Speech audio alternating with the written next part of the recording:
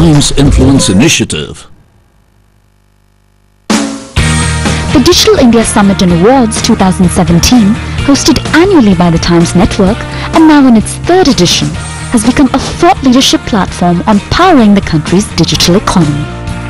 And the Digital India Hero Series is an attempt to highlight the award-winning, groundbreaking digital initiatives that are transforming India's corporate and socio-economic landscapes alike.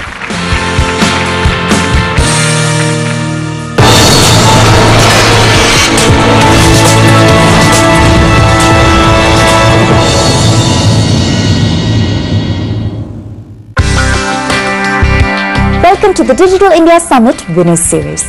Finding a foothold in the fashion world is no small feat, but Ira House of Designers is going digital and disrupting the industry in the process. Here's how. Ira House of Designers is changing the face of the fashion industry. With its award-winning collaboration platform, budding fashion designers can now break through the clutter and receive a legitimate opportunity to popularize and monetize their design prowess.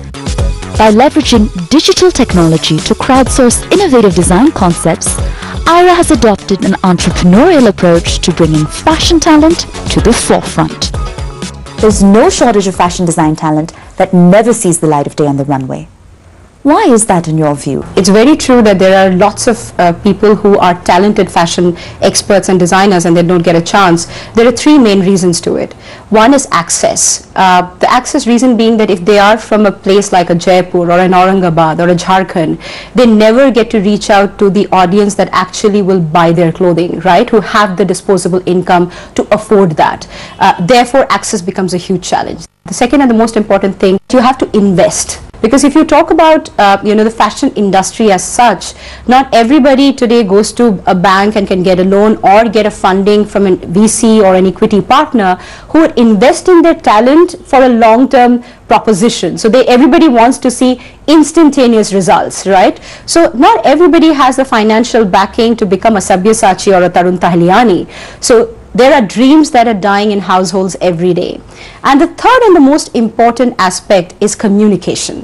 What I mean by communication is that every fashion designer has to be a fantabulous salesperson. So the textile industry in India is close to about 50 billion, which means the possibility is humongous. Somebody has to just come and disrupt it. What is Ira's approach to the problem, and what is the insourcing and collaboration platform designed to achieve? We started IRA with a fundamental problem statement. We wanted to bridge the gap between talent and buyers, right? You cannot do it feet on street. So the IRA Design Collaboration Platform has opened up its technology, or rather the opportunity, to hundreds and thousands of talented designers, not necessarily from an NIFT or NID. You can be a housewife who has passion in designing, who's good with art, sketching something out, taking a picture over the phone and mailing it to us. It's that simple. So the question is, can we bring people closer using technology and give them an opportunity to monetize their talent by getting them more accessible to buyers? There seems to be a hybrid online and offline model in play here. How scalable is this model? The mantra in Indian manufacturing, e-commerce, or any other form of commerce, mobile commerce, you tell me, is that digital is a platform to showcase what you have. Offline is a platform for fulfillment. It's like this. We had a very clear roadmap, like I like to call it, in our framework of building IRA. It was very simple. The first year, we are going to focus on having an online and an offline presence, just to understand the customer's buying patterns, right, before we expand into further cities. So we started with Bangalore, and we started with just offline. We didn't want to even do online because we wanted to see people's responses to our clothing. Within a matter of 6 months, we broke even because people were loving what they were seeing at such an affordable price. Because when you walk into a designer store, you think of shelling out about 40,000-50,000 rupees, but here they could take away a designer garment for anywhere between 2,000 to 10,000 rupees. And that led us to kind of believe that we can now take the model online. The model is structured in a way that it's meant to be scalable. So if you look at the manufacturing industry as such, there are 3 parts to it. The first part comes with sourcing. Sourcing is about the kind of fabrics that you want to pick up from weavers, from garment manufacturer, and so on. Then comes the design part, which is the critical part, right? Because at the end of the day, a fabric has no life till it actually embodies somebody and makes them look good. So design becomes the critical and the most essential part.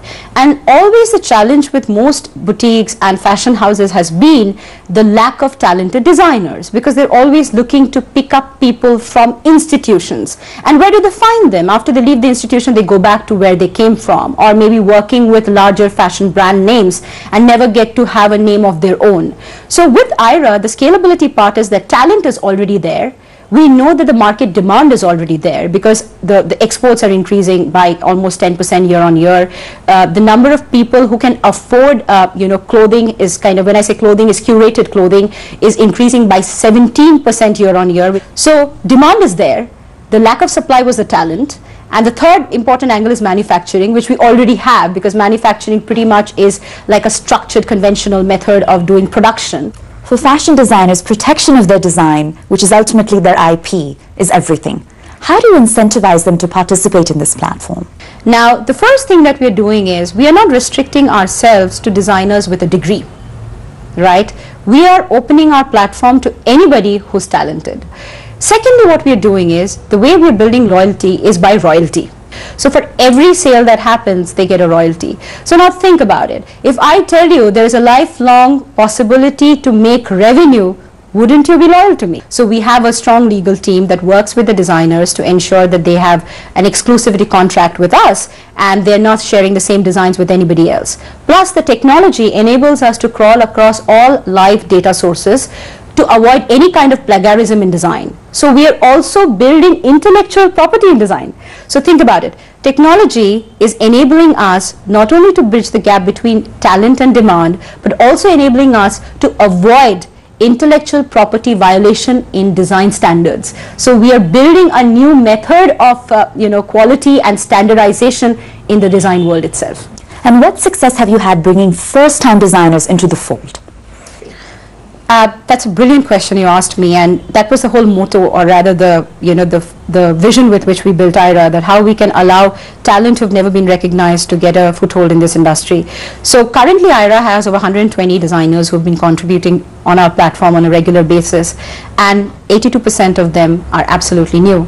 So which means they have, firstly, when I say new, they don't have a design degree, and they've never had a chance to showcase their design. So we have somebody from Jharkhand, a lady by the name Rima. So when she wrote to us, she said, I'm a housewife, I have 2 children, I always had a knack for art, and I have done this. Do you think I have a possibility to be acclaimed and acknowledged? And we said, of course. And she's one of those people whose design have sold the largest. So see the opportunity of self-sustainability and self-employment that we are opening up to the whole of Indian talent base. And what are other applications of digital technology that you envision revolutionizing fashion design in the future? What are the 3 main components when it comes to fashion, right? One is design, where we have to create intellectual property, and that's what I said. See, why should only software and hardware be patented?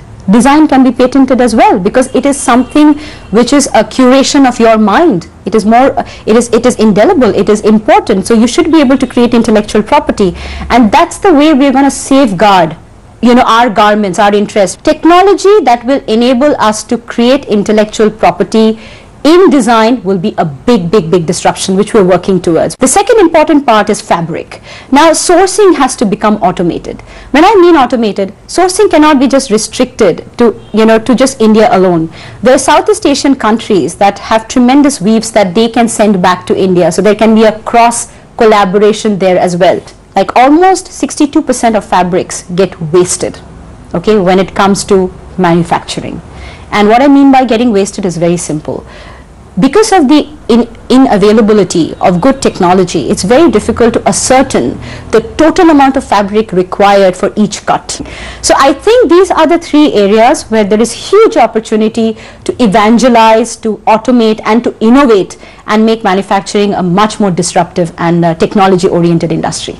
And how challenging is it to foray into a creative field, but through an entrepreneurial lens?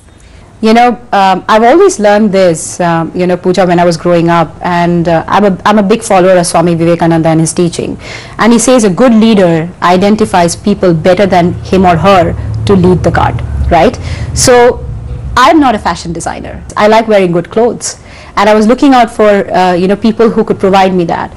And here came an opportunity where I said, I have the ability to invest.